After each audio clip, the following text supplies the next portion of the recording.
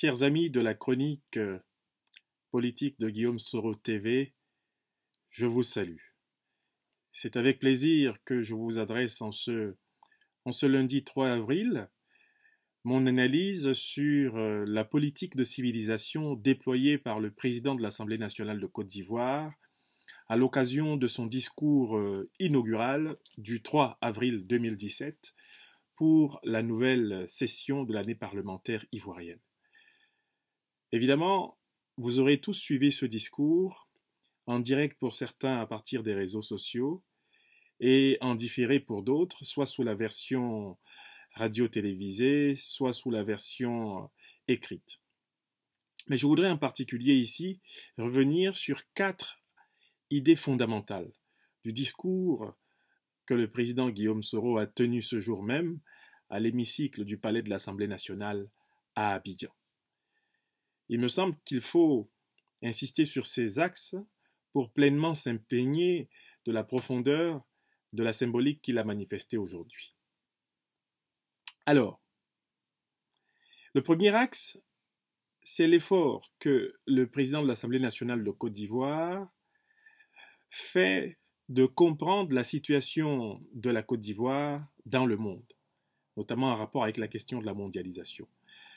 Le second axe de ce discours qui me paraît saillant, c'est l'effort qu'il fait de faire un bilan à mi-parcours des années du gouvernement conduit de main de maître par le président de la République, son Excellence Alassane Ouattara. Le troisième axe du discours que le président de l'Assemblée nationale Guillaume Soro a délivré ce jour à Abidjan me semble avoir utilement insisté sur l'idée majeure, la clé de voûte de la consolidation de la Pax Ivoriana, à savoir l'éthique politique de la réconciliation et du pardon. Éthique qui, bien sûr, indique un nouvel axe, un nouveau cap pour la Côte d'Ivoire. Enfin, le quatrième thème sur lequel je reviendrai dans ce bref exposé, c'est bien sûr la perception que le président Guillaume Soro donne du rôle de l'Assemblée nationale dans la nouvelle économie politique de la Côte d'Ivoire, mais également, bien sûr, dans la projection qu'il en fait au regard de la tradition de diplomatie parlementaire qu'il a instaurée depuis son accession à la tête du Parlement ivoirien en mars 2012. Donc sans plus tarder, intéressons-nous à la première idée saillante.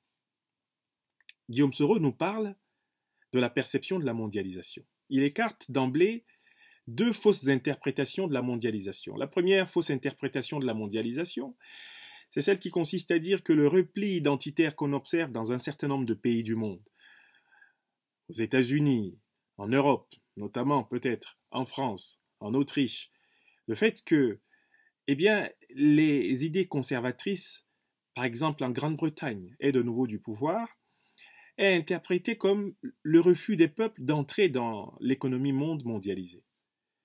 Pour Guillaume Soro, c'est une erreur. Il ne s'agit pas d'un refus, mais en réalité d'une réaction de peur et de panique devant les dérégulations immenses qu'une mondialisation non maîtrisée par les peuples, par les gouvernements, mais essentiellement maîtrisée par les cercles de la haute finance internationale génère.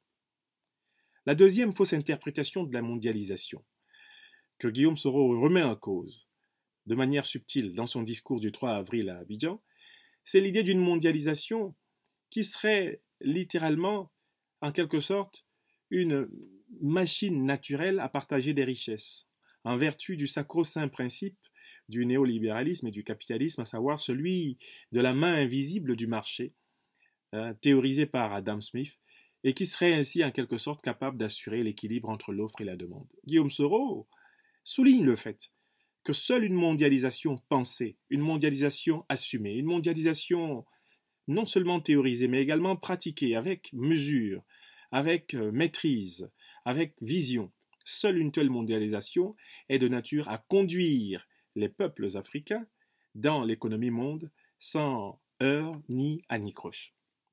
Ainsi, il défend une troisième conception de la mondialisation.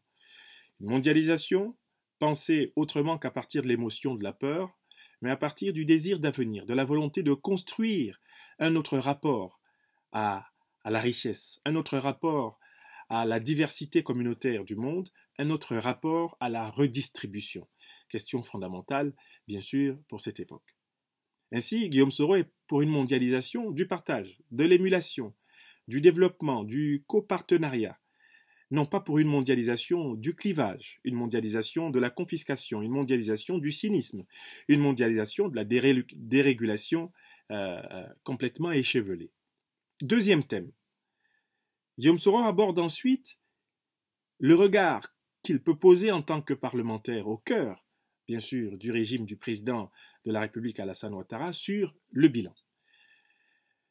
D'une formule, Guillaume Soro souligne que le président de la République Alassane Ouattara est en réalité victime de son succès. C'est parce qu'il a réalisé, en moins de pratiquement le temps d'un mandat, puisqu'il prend effectivement le pouvoir le 11 avril 2011, il a réalisé des prouesses sur le plan infrastructurel, économique, culturel, social, politique en Côte d'Ivoire, que les Ivoiriens se sont mis à espérer infiniment plus de lui. C'est bien parce qu'il réussit qu'on pense qu'il peut faire mieux, qu'il doit faire mieux et qu'il fera mieux. Guillaume Soro souligne donc le contraste entre les efforts monumentaux, colossaux fournis par la magistrature Ouattara et les besoins qui n'en sont pas moins importants et qui exigent une accélération de la concrétisation sociale de la politique macroéconomique qui a été entreprise jusqu'ici et qui exigent une meilleure redistribution des richesses, véritable terreau à partir duquel Guillaume Soro construit le troisième thème de son discours, à savoir l'éthique politique du pardon et de la réconciliation. Guillaume Soro explique qu'il n'y aura pas d'émergence ivoirienne réussie, il n'y aura pas d'émergence ivoirienne durable, il n'y aura pas d'émergence ivoirienne convaincante. Si l'union des cœurs qui a été engagée à partir du 11 avril 2011 et jusqu'à ce jour n'accélère pas au pas de charge son rythme, dans la patience des choses et des hommes, mais dans la persévérance d'une orientation qui est bien sûr décisive pour la Côte d'Ivoire. C'est avec une Côte d'Ivoire rassemblée qu'il est possible de penser une société nouvelle, une culture nouvelle, une économie du partage et une politique consensuelle, une politique de la transparence.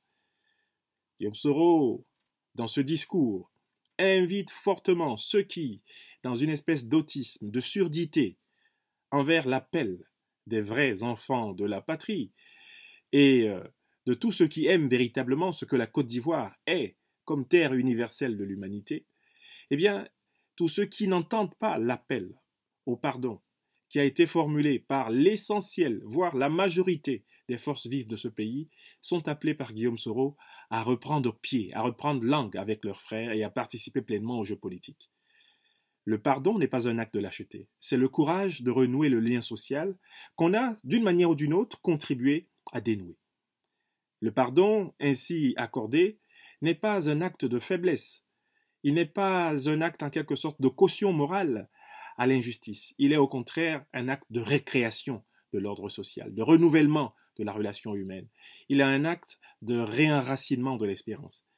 Et voilà comment il peut conduire à la réconciliation, c'est-à-dire à la pacification juste de la société, qui elle-même serait alors là véritablement assise sur des actes structurels, architecturaux de libération des cœurs, d'apaisement des cœurs que peuvent conduire dans ces conditions les hommes d'État que la Côte d'Ivoire possède. Et l'homme d'État par excellence de la Côte d'Ivoire contemporaine, le président Alassane Ouattara. Guillaume Soro pose, à travers ce troisième thème de ce discours, la nécessité d'une politique du pardon et de la réconciliation qui passera par trois étapes. Une étape structurelle, celle qui concerne la santé, l'éducation, l'emploi, celle qui concerne la vie réelle des Ivoiriens et des Ivoiriennes réelles ou des résidents de la Côte d'Ivoire. La seconde étape qui est le travail à faire sur la représentation que l'on se fait de l'autre et qui devrait sortir de l'ivoirité, sortir du tribalisme, sortir du clientélisme, du népotisme, sortir de la représentation figée de l'autre pour faire de la Côte d'Ivoire une république citoyenne où l'égalité devient une exigence encore plus profonde. Enfin, il y a le troisième palier fondamental de la réconciliation qui est le renouvellement, la métamorphose spirituelle, le désir de partager ensemble une expérience de vie qui puisse transmettre aux générations qui viendront un monde meilleur que celui qu'on a reçu. Guillaume Soro aura magistralement parlé de ces trois paliers. Et enfin, Guillaume Soro insiste sur la vocation qui est la sienne comme chef du nouveau Parlement bicaméral ivoirien.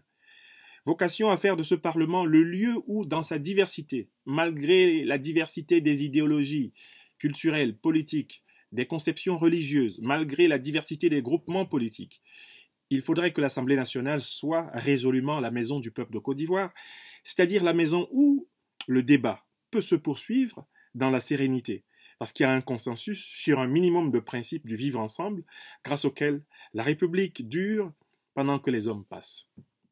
Guillaume Soro veut faire du Parlement ivoirien, eh bien, le médiateur permanent du citoyen, du mandant local, au nom duquel le député est un député national et non plus simplement le député de sa circonscription. Guillaume Soro veut faire du Parlement ivoirien, bien sûr, le champion qu'il est déjà, de la diplomatie parlementaire africaine, de la diplomatie parlementaire francophone, de la diplomatie parlementaire internationale, afin de renforcer la crédibilité que la Côte d'Ivoire a reconquise ces 6 dernières années dans toutes les institutions internationales et au regard du monde, en retrouvant son visage véritable de terre d'espérance et de pays de l'hospitalité. J'ai assez dit. Le discours du président de l'Assemblée nationale de Côte d'Ivoire ce 3 avril 2017 parle par lui-même. Et j'invite les auditeurs et les auditrices de la présente chronique télévisée à s'approprier ce discours, disponible bien sûr sur guillaumesoro.ci, mais également sur tous les médias officiels de Côte d'Ivoire et sur tous les médias internationaux traitant de l'actualité ivoirienne. C'était un grand discours. Ce discours a posé les bases d'une vision de la politique de civilisation dont la Côte d'Ivoire a besoin. Politique de civilisation qui n'est rien d'autre que la manière de penser le pays au-delà de soi-même. Penser le pays sous l'inspiration de la volonté générale, sous l'inspiration du bien commun et d'une certaine idée de la vocation divine de l'homme. Chers amis de la chronique politique de Guillaume Soro TV, je vous remercie. À bientôt pour d'autres œuvres. Au revoir.